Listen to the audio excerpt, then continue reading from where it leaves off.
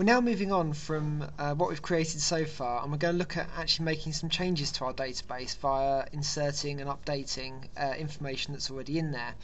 So what we're going to do is we're going to look at the profile page, and we're going to add some controls to the profile page which only appear if you're on your own profile, so you can make changes to your status, to your photos, etc. So I'm going to show you how to make changes to your status first of all. We're going to add a new control, so right click on the controls folder, add new item, and we're going to select web user control, and I'm going to call this edit status. And we're going to start with, on the toolbox, a button first of all, and then underneath the button I'm going to put a panel control. Panel is just basically like a div box, but I can choose to make it visible or not via C# code. I'm going to call my edit button bn edit, change that to edit, pn edit status on the panel. Inside this I'm going to add the words new status in the text box, so just double click on a text box where I want it, and another button to save and a button to cancel. So let's move the buttons so you can see them all on the screen. I'm just going to close the toolbox there. So txt new status, and this is going to be bn add, and I'm going to make the text to that add, bn cancel, and cancel on this. Now on this control, if I right click view code, when I first post back, this dot is postback equals false. I'm going to set this control up. So what I want to appear on this control first of all is I want my panel to not be visible. So when I actually load this control up for the first time, the edit button will appear because that's outside the panel, but the panel itself won't, and everything that's inside the panel will obviously be hidden as well. Now what I'm going to do is I'm going to double click on the edit button, and all edit does is actually change the panel to be visible. And the cancel button, all that does is set it back to being invisible. So the only bit of other code that we want to do is obviously the add button. So I'm going to make this text new status a bit longer. I'm going to change the width to maybe 250 pixels, and then double click on add. Now to add it into the database, all I need to do is first of all, let's have a quick look at the database in Access and look at profile. My status is the status field in table profile, and the user ID is obviously user ID 1, which is me. So what I'm going to do is create a link.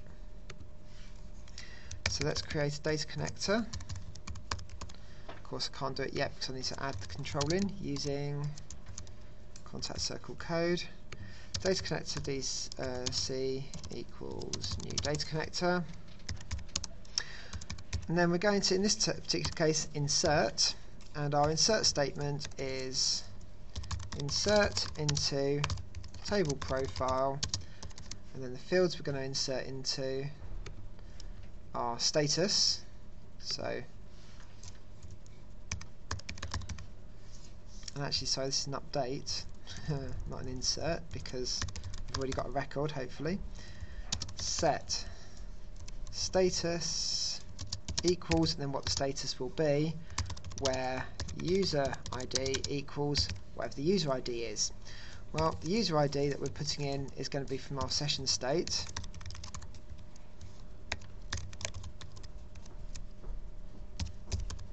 It's a string. And the status is going to be what we've typed in our text box. Text new status.text. Now the problem is, you could end up with a situation where you've got a single quote in your text status box, and that in SQL is seen as a really bad thing. It can damage your database and can lead to something called an SQL injection attack. So what we're going to do is stop that SQL injection attack by doing .replace, and we're going to take the single quote, as you can see it's in speech marks, and replace it by two single quotes next to each other, just like that.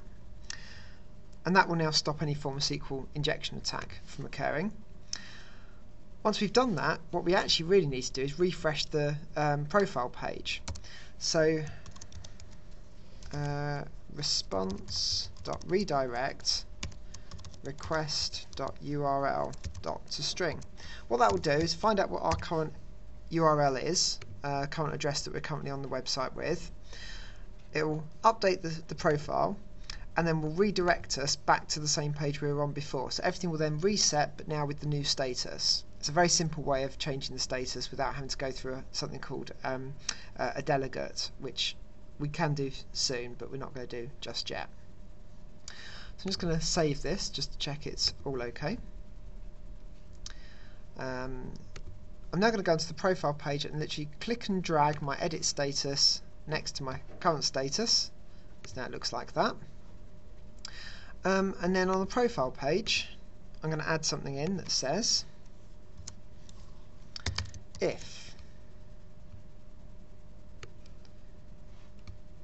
the request query string equals session user ID dot toString. So if the current profile page we're on matches our user ID,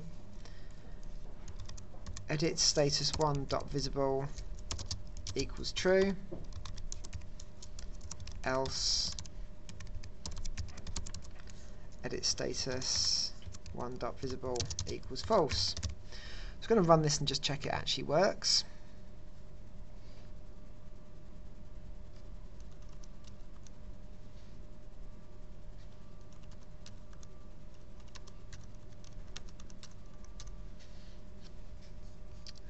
Ask me later.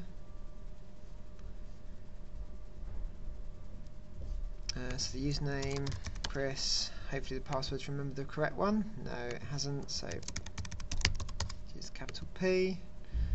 Log in. It's not able to find it. Okay, so session user ID isn't right because login is using session user ID, all one word. So let's just correct the code. Try again.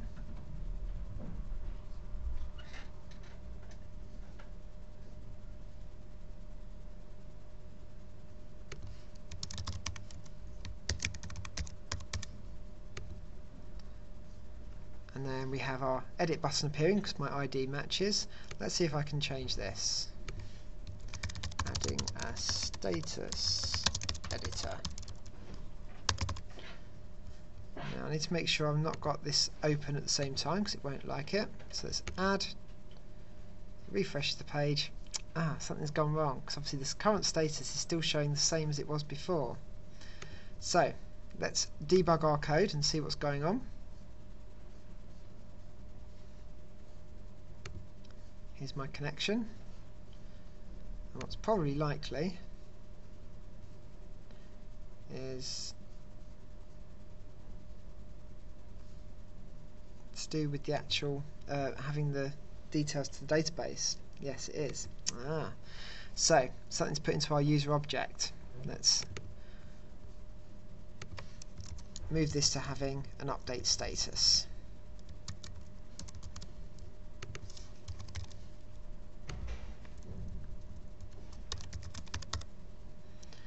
So what we need to do is we need to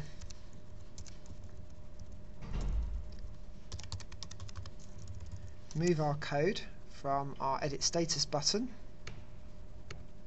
which is this, and we're going to move it into our user object.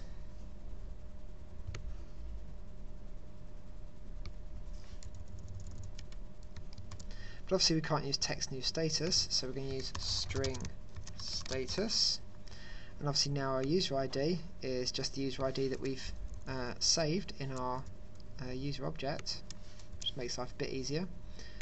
Change that to status, and actually what we're going to take the replacement out of here.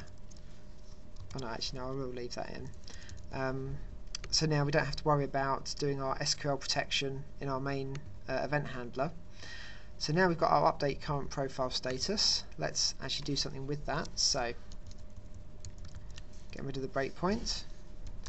User object USR equals new user object, string user ID and password, but we can just go and grab that from here.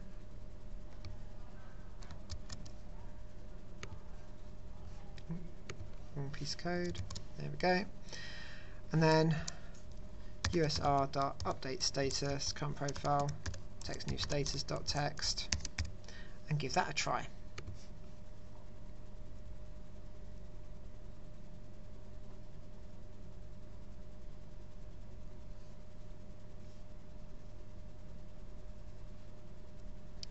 Log in again.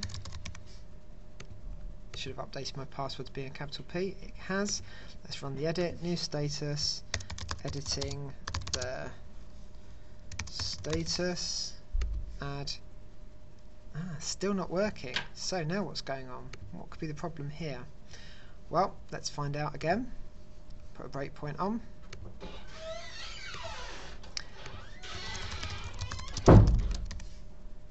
Add this. Okay, so we're now creating a link to our database, so that should all be okay. We can debug through that. And now what we're going to do is update our profile. It's now creating a connection to the database.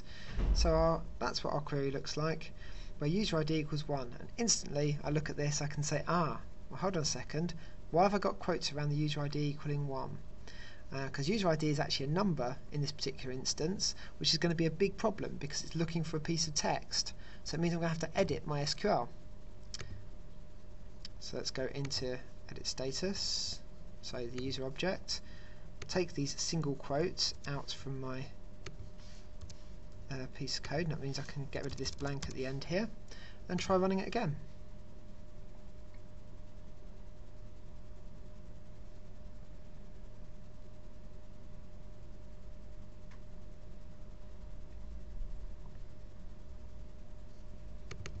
Start by typing a C so it can find me very quickly.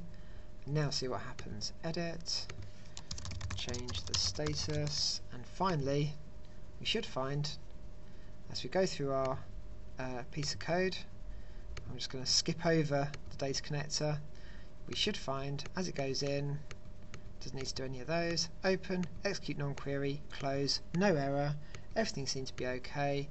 Let's run our program, and it's changed the status. Now you may wonder why I've taken you through it in this way and there's been various different errors and things. Really it's about understanding that errors can occur in various different places in your code, and sometimes it's not obvious where problems are. The first problem I had was the fact that it didn't know where the database was, because I was trying to use the data connector directly, which would contravene what I was talking about in earlier videos about wanting to have a code layer as well as our website layer. So once I've got that sorted and got the information in and changed it over to the profile, it still should have instantly worked, shouldn't it? Well, in this particular case the SQL was at fault. Elsewhere in my SQL I've been using numbers for my user ID, and my database has been set up to use a number for my user ID. So suddenly using a piece of text for my user ID meant that the system didn't work again. Working out where the errors are in a piece of programming code is a skill in itself and does take a bit of thinking and working out, and it's part of the problem solving tool set that you need when you act as a programmer. So going through these different logical processes step by step is really important, and trying to work out where problems are in your code is worked out in this way, taking through logically what's right, what's wrong, and going through and trying to fix each error as you find them.